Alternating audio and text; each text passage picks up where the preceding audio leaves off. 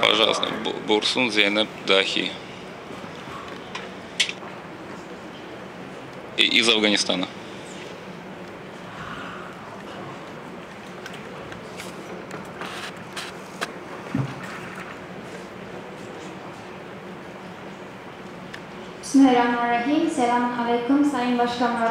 Уважаемый председатель, а также все представители тюркского мира, приехавшие из разных стран. Меня зовут Зейнеп, я приехала с Афганистана. В принципе, я здесь учусь в университете в Измире на магистратуре. Сейчас на этапе сдачи уроков. Я хочу предоставить небольшую информацию о женщинах Афганистана. В принципе, об Афганистане, о женщинах Афганистана много чего рассказывается, но далеко не все. Я не могу согласиться с тем, что там описывается это на 100% верно. Поэтому я хочу рассказать с точки зрения девушки, живущей в Афганистане. В первую очередь, да, если мы посмотрим на Афганистан, то где он находится? То Афганистан находится в сердце Азии, поэтому наши сложности, наши страдания не заканчиваются. И Мухаммед Игбаль на эту тему говорил то, что Афганистан — это сердце Азии. Лорд говорится, что Афганистан — это кокпит кокпит самолета. Следующее – это проблемы, связанные, что влияет на женщинами. Это то, что проблемы есть, они связаны именно с военными действиями. С одной стороны, это богатство Афганистана. Афганистан находится среди гор, и в этих горах хранятся различные подземные богатства. Это и литиум, и золото, и другие полезные ископаемые. Поэтому, кроме этого, через Афганистан проходил шелковый путь. И шелковый путь, о котором сейчас очень много говорится, это то, что короткий путь шел именно через Афганистан. И именно поэтому зачастую здесь происходят войны. С другой стороны, это возможность получения воды в Афганистане. Это очень важная проблема для Афганистана. Что касается ситуации с женщинами в Афганистане, то посмотрим, что было в прошлом. Постараюсь с этой точки зрения рассказать. В принципе, мы не можем далеко в историю уйти по ситуации с женщинами. Во времена короля Хабибулла началось улучшение ситуации с женщинами.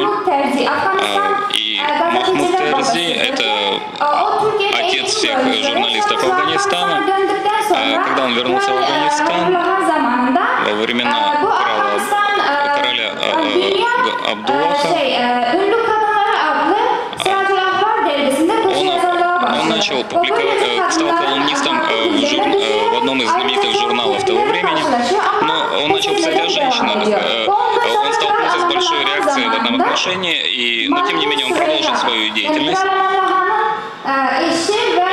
Жена короля Афганистана, это была дочь Махмуда Терзи. Она тоже сыграла важное значение для судьбы женщин Афганистана. Это женщина, которая получила образование в Турции. Это очень важная женщина, которая стала символом свободы женщин Афганистана. Это то, что было. Это женщины того времени. Это девушки, которые приехали в Турцию учиться.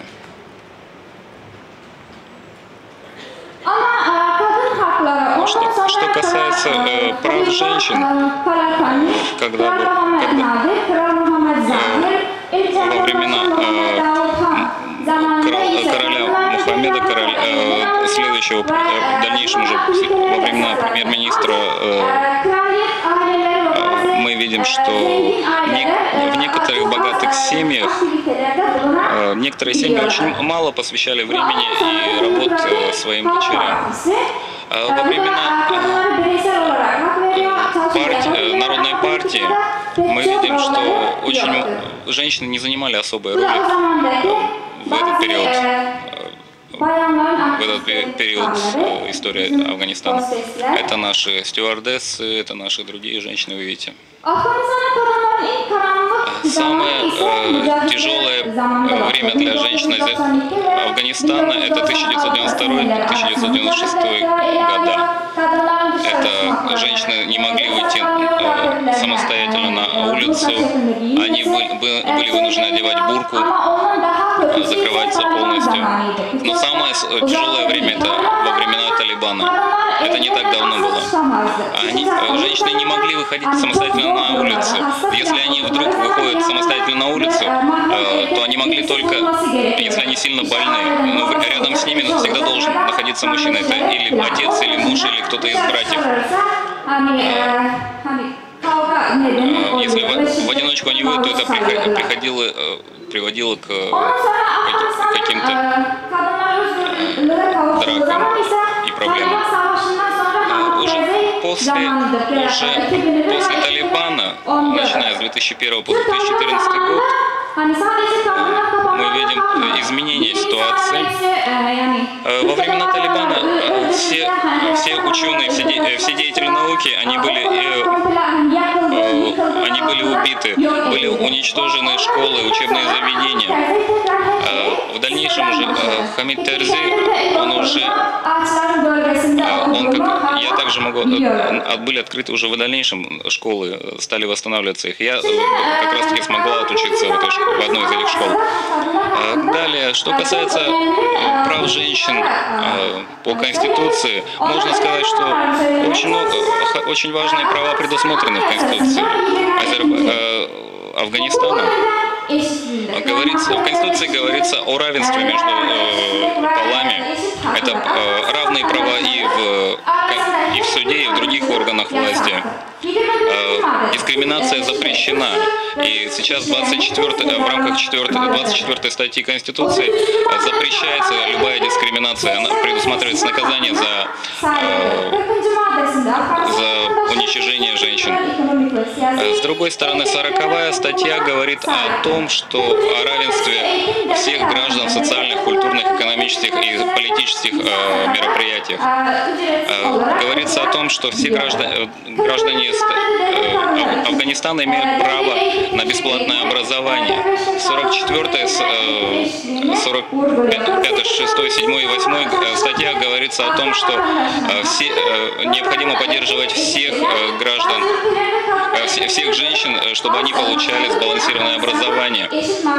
Также говорится о том, что женщины должны получать ту же самую зарплату, как и мужчины, чтобы равенство зарплат было. В 52-й статье говорится о том, что женщины имеют право получать ту же самую бесплатную медицинскую помощь. Что касается Конституции, афганские женщины могут заниматься и политической деятельностью. В афганском парламенте 249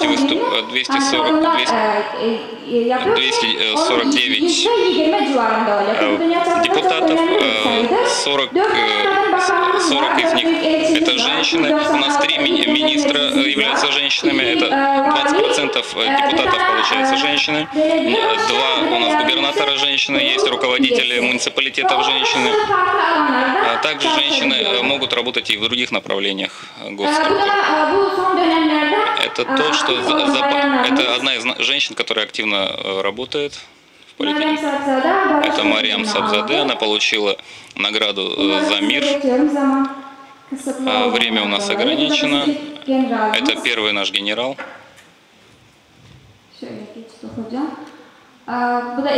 Это наш первый пилот. Это наши женщины, работающие в органах правопорядка. И здесь женщина работает в качестве губернатора в той территории, которая контролируется Талибаном. Это наш парламент. Это деятели искусства, это женщины, которые заняты искусством. В Афганистане постоянно были войны не заканчивались, и сложности всегда с независимостью независимости Афганистана были. Но также было и в истории Афганистана те женщины, которые отметились в истории. Одна из этих женщин – это Малала. Малала – это женщина, которая в афганско-английской войне воевала против англичан. И она взяла флаг Афганистана и призвала всех и сказала, что если вы, мужчины, не защитите нашу родину, то мы, женщины, пойдем защищать нашу родину. И в итоге эта война закончилась победой. Кроме нее были и другие женщины, которых запомнила история. Когда мы говорим о Афганистане, все думают именно о закрытых женщинах в Паранже. Я хотела бы отметить момент. Это не культура Афганистана, на самом деле, это то, что осталось в наследстве от войны. И надеюсь, что придет время, и женщины избавятся от этой Паранже, от этой тюрьмы. Спасибо. В рамках войны, афгано-английской войны, женщины и мужчины все вместе воевали, и женщины предоставляли еду, готовили еду, всегда поддерживали солдат, и в итоге в войне была одержана победа. И если мы не будем едины, то мы не сможем получить. В итоге говорилось о том, что необходимо было удалить женщин со сцены. В итоге это привело к тому, что женщины перестали выходить из дома, чтобы в итоге утверждалось о том, что некоторые люди, используя ислам, говорили о том, что женщины должны закрываться, чтобы они использовали паранджу. И таким образом паранджа вошла в обиход. В настоящее время война в нашей стране продолжается. Хорошо, что такое, если...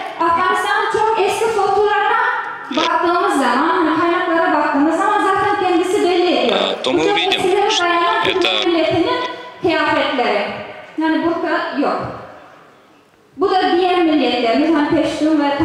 Народы. Это узбеки. В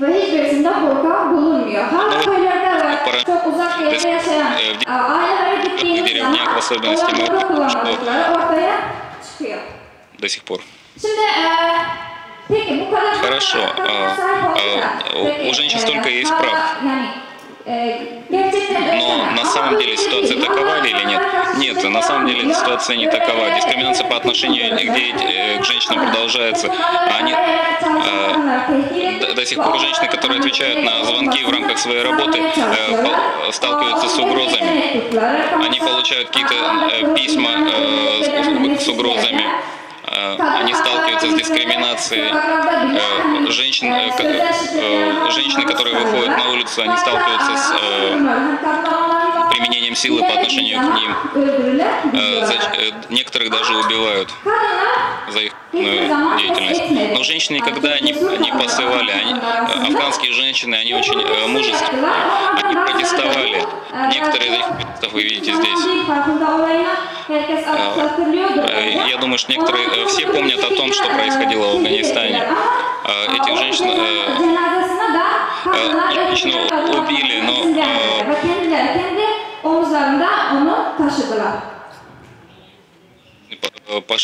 другую женщину и не позволили мужчинам прийти на похорон.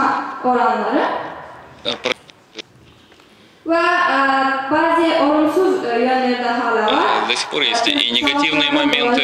Это связано опять-таки с войной, я так считаю. 10% женщин подвергаются насилию в рамках своей семьи.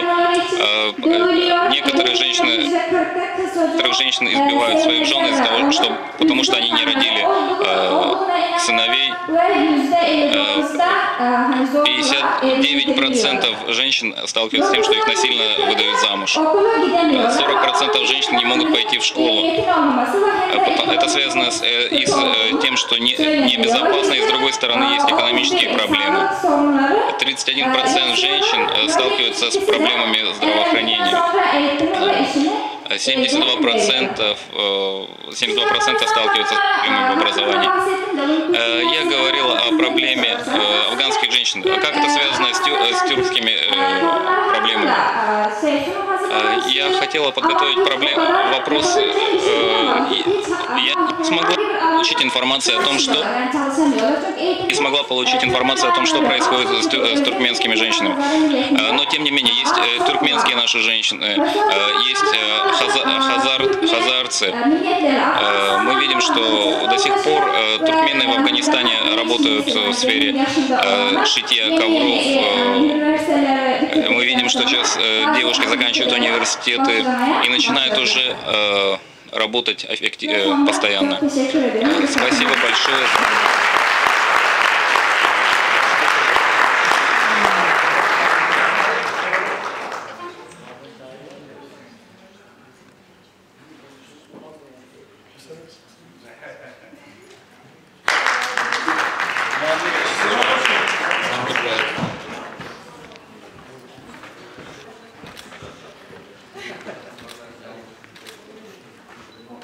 Aslında ilk kere duyuyorum ben. Nedense.